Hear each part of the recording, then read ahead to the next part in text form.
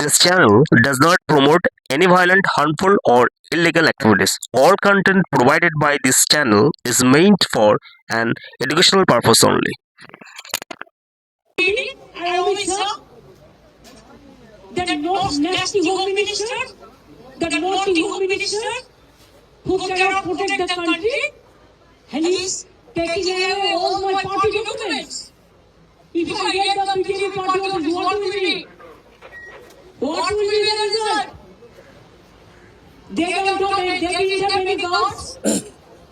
One side the SIR case, they are deleting all the নমস্কার, সত শ্রী আকাল। All in one YouTube চ্যানেলে তোমাদের সকলকে স্বাগত জানাই বন্ধুরা। তো বন্ধুরা, আজকে সল্টলেকে একেবারে ধুমধুমার কাণ্ড হয়েছে। কেন ধুমধুমার কাণ্ড? তোমরা আইপ্যাকের নাম সকলে শুনেছো। আইপ্যাক অর্থাৎ ইন্ডিয়ান পলিটিক্যাল অ্যাকশন কমিটি, যেটা হচ্ছে ওই প্রশান্ত কিশোর যিনি বিহারের থাকেন আর কি, তিনি ভোট কৌশলী বলা হয়। তো আমরা জানি না কী ধরনের ভোট কৌশলী। সারা ভারতবর্ষের এতগুলো রাজ্যে ভোট হয়, কিন্তু কোনো জায়গায় এই ভোট কৌশলীকে হায়ার করা হয় না। শুধুমাত্র এক্সেপটেশন রয়েছে কি বাংলাতে এই ভোট কৌশলীকে হায়ার করা হয় কিসের জন্য? বাংলার বর্তমানে যারা পলিটিক্যাল ক্ষমতায় রয়েছে, বাংলাকে পরিচালনা করছেন আর কি, তাদের টোটালি পুরো ভোট কৌশলীটাকে পরিচালনা করার জন্য এই আইপ্যাককে কোটি কোটি টাকা, আমাদের যে বাংলার 10-12 কোটি মানুষের যে ট্যাক্সের টাকা, সেই ট্যাক্সের টাকাটা দিয়ে তাকে হায়ার করা হয়। এবং এই হায়ার করা যে ভোট কৌশলী, সে নিজের রাজ্যে যে কিছুদিন আগে বিহারে ভোট হয়েছিল, সেই ভোটে তিনি জিততে পারেননি। তাহলে এমন ধরনের ভোট কৌশলী। অথচ আমরা বাংলার মানুষ এতটা বোকা যে আইপ্যাকের মানে পরিচালিত যে সমস্ত প্রজেক্টগুলোকে আমরা আমাদেরকে খাইয়ে দেওয়া হচ্ছে, সেগুলোকে আমরা খেয়ে নিচ্ছি। তো আজকে ইডি অর্থাৎ এনফোর্সমেন্ট ডিরেক্টর, তারা টোটালি পুরো আইপ্যাকের যে বর্তমান যে কর্ণধার রয়েছে, ডিরেক্টর আর কি, তো সেই কর্ণধার যিনি রয়েছেন প্রতীক জৈন, তার বাড়িতে হঠাৎ করে আচমকা ইডির হানা দেয় আর কি, বা তদন্তের জন্য যায় আর কি। তো সেক্ষেত্রে তদন্তটা কিসের? কোনো বলছে কয়লার কাণ্ড বা অন্য কোনো কিছুর সঙ্গে তদন্তের জন্য সেই ক্ষেত্রে হঠাৎ করে হানা দেয়। এবার ইডি একটা টোটালি অটোনোমাস একটা সংস্থা, সে কিন্তু যে কোনো জায়গায় তদন্ত করতে পারে, তাদের তদন্ত করার এবিলিটি বা রাইটস রয়েছে। সেই ক্ষেত্রে যখন এই প্রতীক জৈনের বাড়িতে তদন্ত করতে যায়, হঠাৎ করে আমাদের রাজ্যের সুপ্রিমো সেখানে পৌঁছে গিয়ে তো ইডি কোনো কিছু সিজ করার আগে সেখান থেকে একটা ফাইল, একটা মোবাইল ফোন, আরও এই সমস্ত কিছু নিয়ে আসার পর তিনি বিভিন্ন রকমের বাইট দিতে থাকেন। এইবার আমার প্রশ্ন হলো যে ভারতবর্ষের আইন তো কিন্তু সবার ক্ষেত্রেই সমান হওয়া উচিত।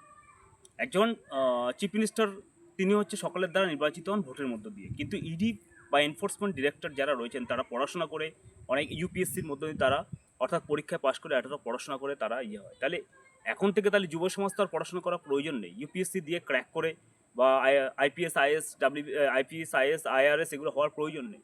এখন থেকে রাজনীতি হওয়া উচিত, কারণ রাজনীতিবিদদের পাওয়ার যদি আমাদের ইন্ডিয়ান কনস্টিটিউশনের উপরে হয়, তাহলে তো আর বলার কোনো কিছুই রাখে না। তো এই হচ্ছে কি ব্যাপার। তো দেখা যাক, এখনও এটা নিয়ে একটা কমোশন সৃষ্টি হয়েছে সারা বাংলা জুড়ে। এটা নিয়ে আবার বলা হচ্ছে যে আন্দোলন হবে, সমস্ত কিছু হবে। আমরা বাংলার মানুষ এতটাই বোকা যে এই আইপ্যাক যা কিছু আমাদের খাইয়ে দিচ্ছে, আমরা তাই কিছু খেয়ে নিচ্ছি। আর যারা শাসক দলের রয়েছে, তাদের নেতা মন্ত্রীরা নিজেদেরকে বুদ্ধিমানভাবে অনেক কিছু তাদের পাওয়ার রয়েছে, এবিলিটি রয়েছে, তাহলে এই আইপ্যাক নামক বিহারি যে লোকটি আর কি, তার বুদ্ধি নিয়ে তাদেরকে কেন চলতে হবে? এটাই তো প্রশ্ন সকলের, না?